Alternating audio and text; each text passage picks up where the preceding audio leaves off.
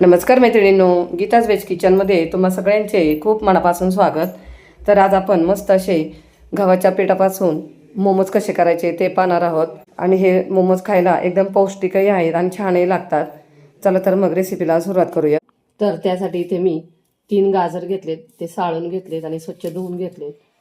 अर्धा कोबी घेतलाय, साधारण पावशेर कोबी असेल, आणि 5 ते 6 कांदे घेतलेत. आता हे आपल्याला बारीक चिरून घ्यायचे. तर इथे हे सर्व जिन्नस छान असे बारीक चिरून झालेले आहेत. तर इथे थोडीशी कांद्याची पात घेतली आहे. 2 ते 3 हिरव्या मिरच्या अशा पद्धतीने एकदम बारीक चिरून घ्यायच्या. आणि 7 ते 8 लसूण पाकळ्या, 1 इंच आलं खिसून घेतलंय.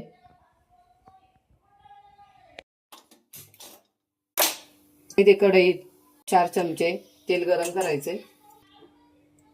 आता इथे तेल गरम झालेलं आहे. आता यामध्ये आपल्याला बारीक चिरलेली मिरची टाकायची. मिरची टाकून झाली की लगेचच खिसलेलं आलं लसूण टाकायचंय. कांद्याची पातही टाकायची. आणि आता हे फुल गॅसवरच छान असं परतून घ्यायचं आहे. तर इथे हे सगळं परतून झाले. आता यात बारीक चिरलेला कांदा टाकायचा आहे. कांदाही आपल्याला छान असा परतून घ्यायचा आहे. तर जास्त न परतता हलका सोनेरी रंग येईपर्यंतच परतून घ्यायचा आहे.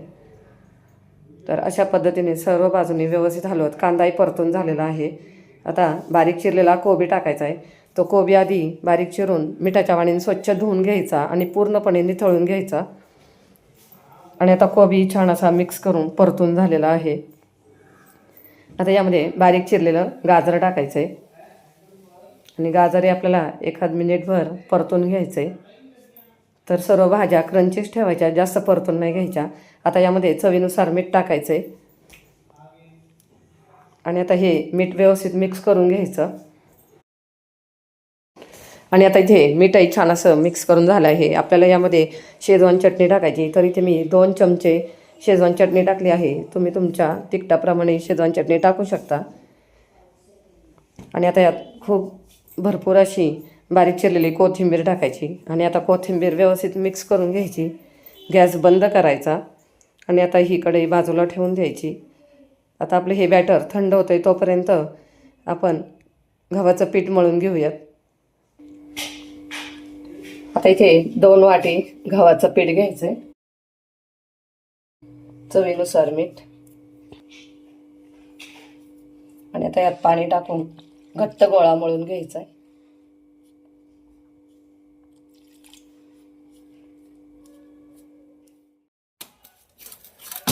आणि आता आपलं हे पीठ छान असं घट्ट मळून झालेलं आहे. आता थोडंसं तेल लावून हे मळून घ्यायचं.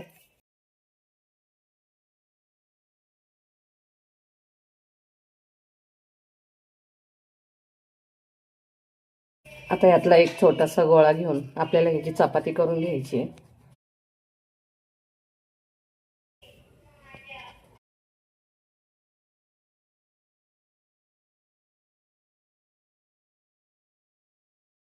आता ही लाटलेली पारी हातात घेऊन त्यामध्ये आपल्याला हे बॅटर असं भरायचं आहे.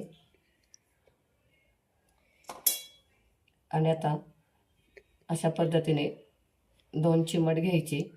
आणि हे मधला भाग आतमध्ये टाकायचा. पुन्हा इकडून एक घ्यायचं, इकडून एक घ्यायचं. अशा पद्धतीने चिमट घेतलेला भाग आतमध्ये टाकलं. हे अशा पद्धतीने करत जायचं.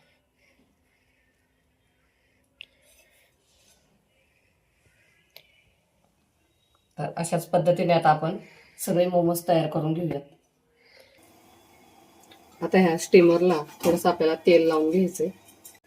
आणि आता हे तयार केलेले मोमोज आपल्याला यामध्ये ठेवायचे.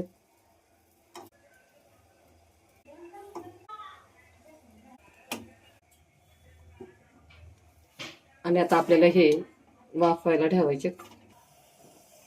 तर इकडे स्टीमरमध्ये पाणी चांगलं गरम झालेलं आहे.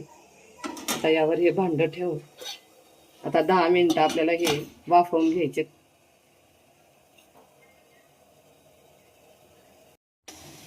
तर इथे 15 मिनिटं झालेले आहेत. आता आपण हे मोमोज आपले उकडले का पाहूयात. तर इथे मस्त असे उकडलेले आहेत. आता गॅस बंद करायचा. आणि आता आपल्याला हे काढून घ्यायचे.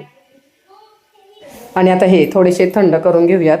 तर हे मोमोज दिसायलाही खूप छान दिसत आहेत आणि खायलाही खूप छान लागतात. तर इथे मी वाफवून घेतलेले आहेत.